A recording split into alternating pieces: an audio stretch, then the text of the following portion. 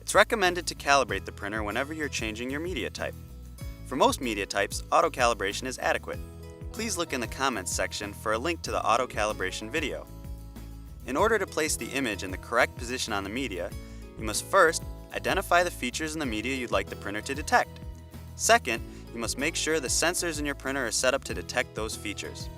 Most media contains features that identify the start position.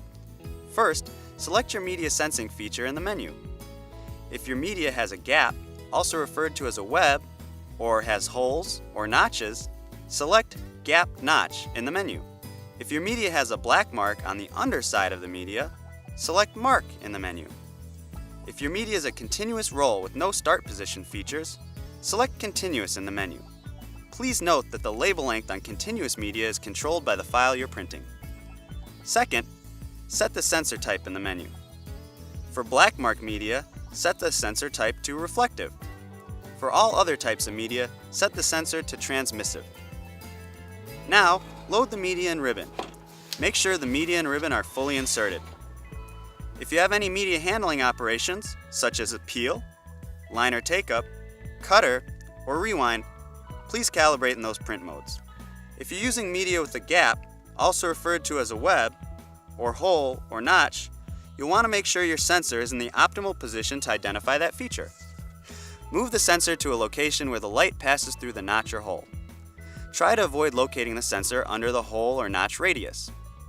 If your media is not a simple rectangle, such as a circular shape, locate the sensor over the leading part of the label.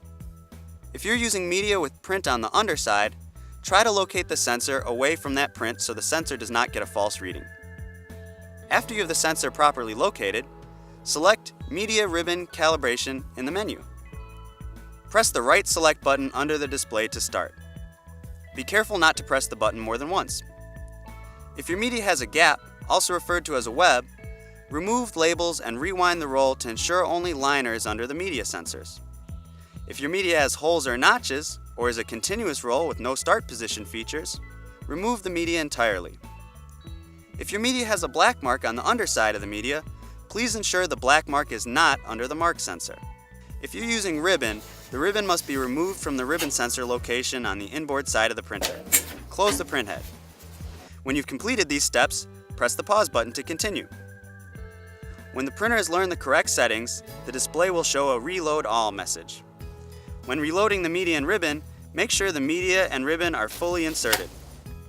Be sure that the ribbon is located under the ribbon sensor. If your media has a gap, hole, or notch, be sure that the media and not the gap or hole or notch is under the media sensor. If your media has a black mark, the black mark position does not matter. Be sure that the media is installed correctly.